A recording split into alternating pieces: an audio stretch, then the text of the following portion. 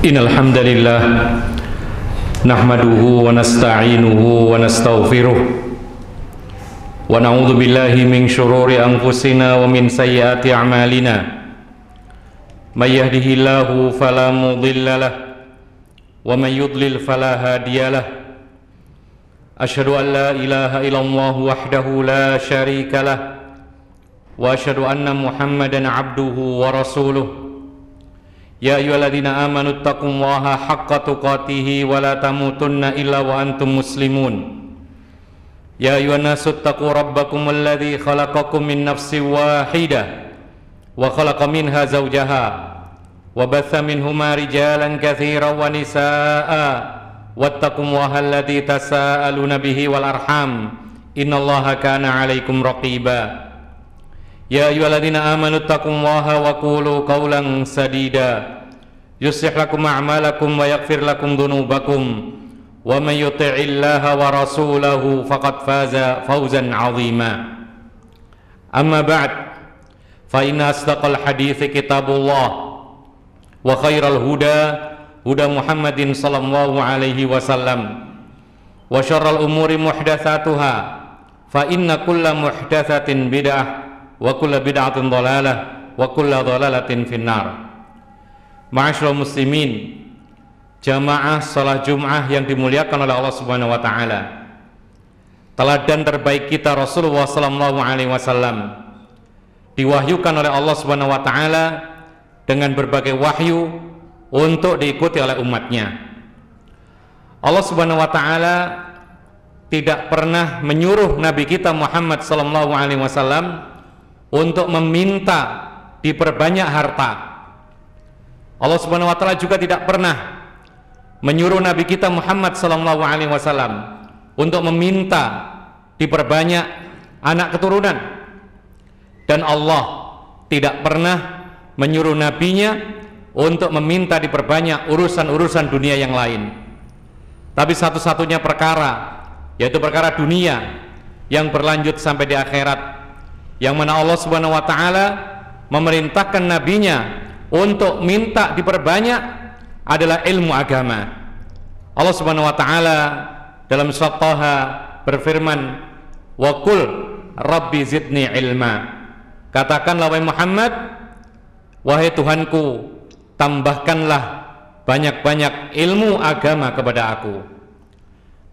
Jamaah salat Jumat yang dimuliakan oleh Allah Subhanahu wa ta'ala, Nabi kita adalah teladan. Perintah Allah kepada Nabi kita itu sama halnya dengan perintah kepada seluruh umatnya, baik dari kalangan laki-laki maupun perempuan, kecuali ada keterangan bahwa perintah itu termasuk kekhususan yang hanya diberikan kepada Nabi Muhammad SAW. Maka tatkala Nabi Muhammad sallallahu alaihi wasallam diperintahkan untuk minta diperbanyak ilmu agamanya, maka selayaknya umat Islam kita semua meminta kepada Allah Subhanahu wa taala, Rabbi zidni ilman, wahai Tuhanku, tambahkanlah banyak-banyak kepada aku, yaitu ilmu agama. Ma'asyiral muslimin rahimakumullah, kenapa kita diperintahkan untuk meminta banyak-banyak ilmu agama, bukan yang lainnya? Meskipun yang lainnya adalah boleh, dibolehkan kita meminta harta yang banyak, dibolehkan kita meminta kepada Allah anak keturunan yang banyak, tapi harus disertakan, yaitu dengan catatan mereka membawa kepada ketakwaan kepada pemiliknya. Ma'asyiral muslimin, jamaah salat Jumat yang dimuliakan oleh Allah Subhanahu wa taala, banyak sekali alasan kenapa kita diperintahkan untuk minta diperbanyak, yaitu ilmu agama. Di antaranya adalah, salah satunya, tanda Allah Subhanahu wa ta'ala menginginkan kebaikan pada hambanya tatkala dia pintar dalam hal agamanya. Itulah yang dikatakan oleh Nabi sallallahu alaihi wasallam dalam hadis riwayat Muslim, man yuridillahu bihi khairan yufaqihu fiddin. Orang yang dikehendaki oleh Allah mendapatkan berbagai macam kebaikan adalah orang yang dipahamkan oleh Allah terhadap agamanya. Ma'asyiral muslimin rahimakumullah, kita butuh ilmu agama. Karena apa? Karena manusia diciptakan oleh Allah diiringi dengan tabiat yang negatif. Di antaranya adalah kejahilan atau kebodohan dan juga kezaliman. Allah mengatakan innahu kana zaluman jahula. Sesungguhnya manusia itu memiliki tabiat kezaliman dan sangat-sangat jahil. Bahasa kita adalah ketidaktahuan terhadap agama. Ma'asyiral muslimin rahimakumullah, disebutkan oleh para ahli ulama, pada ahli ilmu. Mereka mengatakan Allah mengiringkan kezaliman dengan kejahilan karena dua hal ini saling berdekatan dan satu sama lain saling bisa menjadi sebab. Karena kebodohan maka jatuhlah orang kepada kezaliman, dan kezaliman itu terjadi di antara sebab yang terbanyak adalah karena kebodohan terhadap agama yang ia miliki. Ma'asyiral muslimin rahimakumullah, manusia ketika diciptakan memiliki tabiat ketidaktahuan atau kebodohan, maka manusia membutuhkan kepada ilmu agama. Lebih besar kebutuhannya terhadap ilmu agama dibandingkan dengan makan dan minumnya. Imam Ahmad rahimahullah pernah mengatakan, yang dinukil oleh Imam Ibnu Qayyim rahimahullah dalam kitabnya Miftah dari Sa'adah, beliau mengatakan manusia semuanya sangat-sangat membutuhkan yaitu ilmu agama, lebih banyak kebutuhannya dibandingkan dengan kebutuhan mereka terhadap makan dan minumnya. Kenapa? Kata beliau, karena manusia hanya membutuhkan makan dan minum sehari cuma sekali atau dua kali saja, cukup. Sedangkan kebutuhan kepada ilmu agama, maka manusia itu membutuhkannya setiap saat. Bahkan dia mengatakan bi'adati anfasiha, yaitu manusia membutuhkan ilmu agama sebanyak nafas itu berhembus. Artinya selagi dia hidup, manusia hidup, maka dia akan membutuhkan yaitu ilmu agama untuk bekal dia dalam kehidupan di dunia dan berlanjut sampai di akhirat kelak. Kaum muslimin yang dimuliakan oleh Allah Subhanahu wa taala, benar apa yang dikatakan oleh Imam Ahmad dan yang lainnya, bahwa setiap pergerakan manusia membutuhkan ilmu agama. Karena kalau tidak, maka dia akan terjatuh kepada kesalahan, dan jika demikian bisa saja dia terjatuh kepada perbuatan dosa, baik dia secara mengetahuinya atau tidak mengetahuinya. Ma'asyiral muslimin rahimakumullah, setiap gerak-gerik membutuhkan ilmu agama. Ketika kita bangun tidur, ada hal-hal yang perlu kita kerjakan, dan itu semuanya membawa berkah karena merupakan salah satu bentuk ibadah, seperti berdoa ketika terbangun dan seterusnya. Ketika seorang mukmin yaitu membuang hajatnya pun juga ada adab-adabnya dan ada doanya. Ketika seorang mukmin memakai pakaian yang baru pun juga ada adabnya dan ada juga ilmunya. Ketika melepas pakaian, ketika memakai sandal, melepas sepatu, semuanya telah dijelaskan oleh Allah Subhanahu wa taala dan Rasulnya sallallahu alaihi wasallam.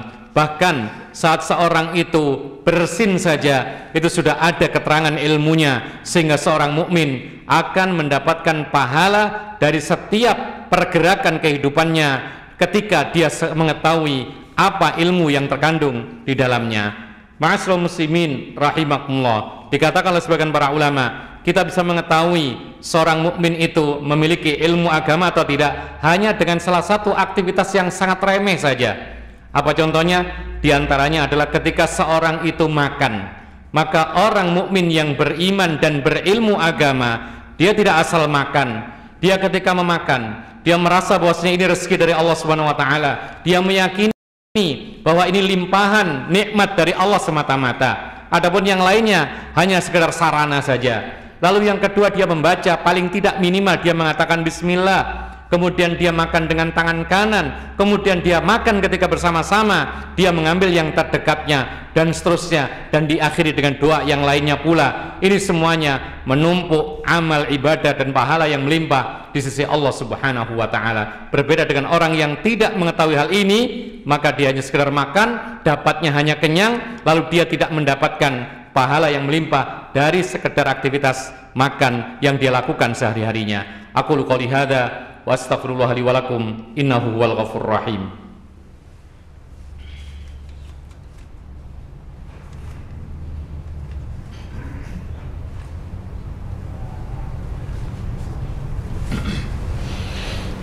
Alhamdulillah hamdan katsiran thayyiban kama amar wa nusalli wa nusallimu ala nabiyyina al-karim nabiyyina Muhammadin wa ala alihi wa sahbihi wa man tabi'ahum bi ihsanin ila yaumiddin wa sallama tasliman katsira. Amma ba'd. Kaum muslimin jamaah salat Jumat yang dimuliakan oleh Allah Subhanahu wa taala. Terlalu banyak alasan kenapa kita harus meminta kepada Allah ilmu yang sebanyak-banyaknya berupa ilmu agama, dan juga kita caranya untuk mendapatkan ilmu adalah hanya dengan belajar, dan belajar. Di antara alasan yang disebutkan oleh para ulama bahwasanya ilmu agama ini akan menjaga pemiliknya. Berbeda dengan orang yang punya harta tanpa ilmu, berbeda dengan orang yang punya popularitas tanpa ilmu, maka popularitas dan harta yang melimpah segera membinasakannya. Betapa banyak orang yang tadinya miskin lalu tiba-tiba dibuat kaya oleh Allah Subhanahu wa taala. Dia hancur dengan kekayaannya karena dia tidak bisa menggunakan hartanya sesuai dengan ridhonya Allah Subhanahu wa taala. Banyak pula orang yang tadinya tidak mempunyai popularitas, kemudian dia menggapainya, lalu dengan popularitas yang tinggi itu dia hancur karena dia tidak bisa yaitu mengatur dirinya sendiri, dan dia larut dalam kehidupan yang penuh dengan tipuan-tipuan. Sedangkan orang yang memiliki ilmu agama, semakin tinggi ilmu agamanya, maka semakin taat dan patuh dan takut akan siksanya Allah Subhanahu wa taala. Itulah yang dikatakan oleh Allah Subhanahu wa taala, innama yakhsyallaha min ibadihil ulama. Hanyalah orang-orang yang takut kepada Allah adalah orang-orang yang berilmu agama.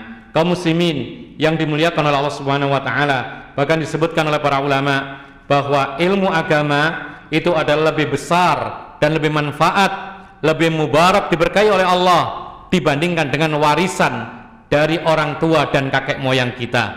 Rasulullah SAW mengatakan ada 3 perkara yang tidak terputus ketika seorang hamba meninggal dunia, dan Rasulullah menyebutkan diantaranya adalah aw ilmin yuntafa'u bihi, yaitu diantaranya ilmu yang bermanfaat. Ilmu yang bermanfaat ini yang kita pelajari, dan kalau bisa kita ajarkan kepada siapapun, maka tidak akan berhenti di dunia, terus mengalir pahalanya sampai di akhirat kelak, dan kita akan mendapatkan hasilnya di surganya Allah Subhanahu wa taala. Allahumma firil muslimina wal muslimat wal mu'minina wal mu'minat al ahya'i minhum wal amwat. Rabbana hab lana min azwajina wa dhurriyyatina qurrata a'yun waj'alna lil muttaqina imama. Rabbana ighfir lana wa liwalidina warhamhum kama rabbawna shighara. Rabbana innana sami'na munadiyan yunadi lil imani an aminu bi rabbikum fa amanna. Rabbana faghfir lana dhunubana wa kaffir 'anna sayyi'atina wa tawaffana ma'al abrar. Rabbana atina fid dunya hasanah wa fil akhirati hasanah wa qina 'adzabannar. Wa sallallahu ala nabiyyina Muhammad wa ala alihi wa sahbihi ajma'in. Wa akhiru da'wana anil hamdulillahi rabbil alamin. Wa aqimis shalah.